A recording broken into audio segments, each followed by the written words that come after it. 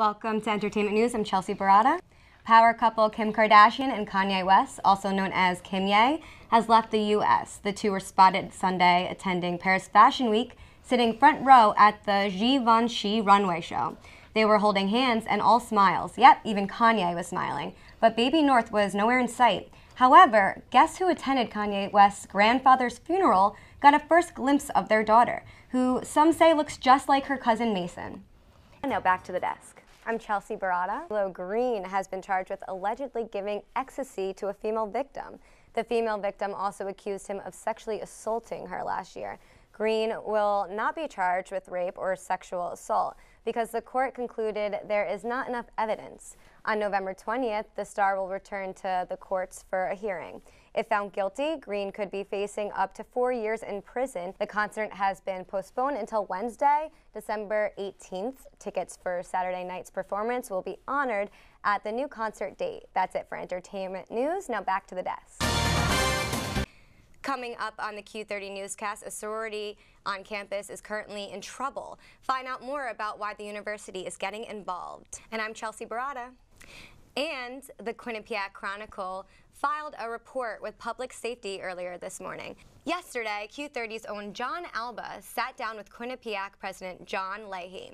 The two discussed new changes coming to Quinnipiac's campus, the current issues with off-campus parties, and his legacy.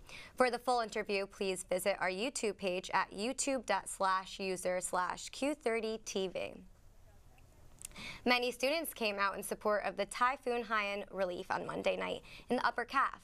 The event was sponsored by the Asian Student Alliance, the International Student Association, and the South Asian Society. The event, which went from 6 p.m. to 9 p.m., included an all-you-can-eat Filipino dinner, just $5. $3 relief bracelets and $3 henna tattoos were also sold at the event. All proceeds go to World Food Program and the Philippine National Red Cross. Coming up, we'll be sitting down with this year's Mr. QU, Ian Jackson, to discuss how he won the Quinnipiac crown. After losing to one of the best acrobatic and tumbling teams in the nation in Oregon, the Bobcats hosted the Fighting Falcons of Fairmont State. Would Quinnipiac be able to get back on the winning side? Our own Steph Fasano breaks down the meat. Marcus Haroon reports of a game earlier this month. The player went to the emergency room in Carthage, Mississippi, where nurses called the sheriff due to the significance of the injury. Good afternoon, I'm Chelsea Baratta with your Q30 Sports Update, brought to you by the Bobcat Shop.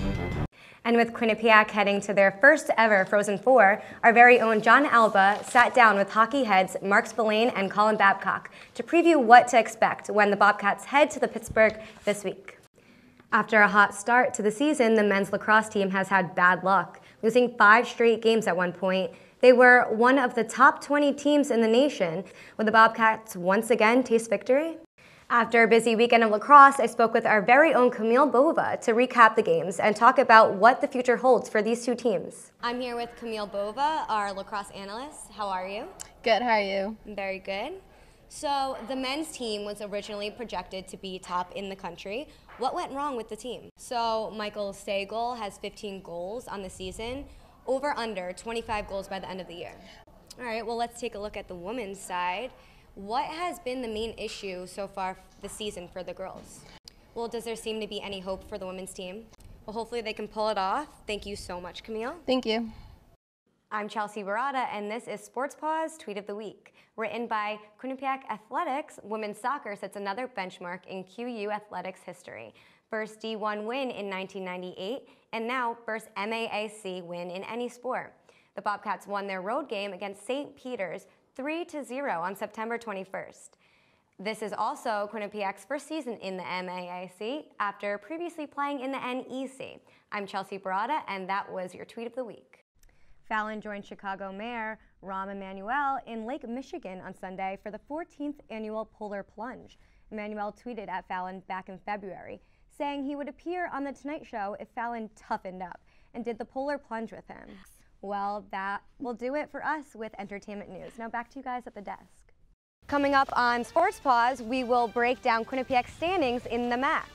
We will discuss the ongoing seasons for the men's and women's soccer team. I'm Chelsea Baratta. Welcome to Sports Pause. I'm Chelsea Baratta.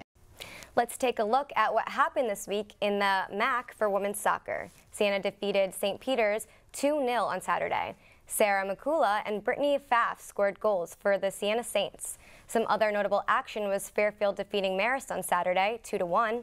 Ashley Small and Erin Pedersen scored goals for Fairfield in that game, while Alicia Kartika scored one for the Marist Red Foxes.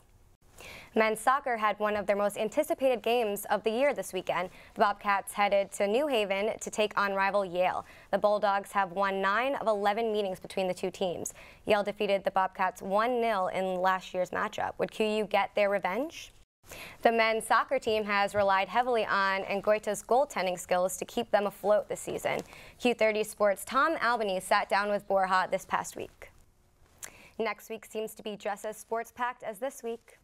Thanks for tuning in, everybody. For more information, be sure to follow us on Twitter at Q30 Sports and check us out at www.youtube.com/Q30TV. Until next week, I'm Chelsea Baratta.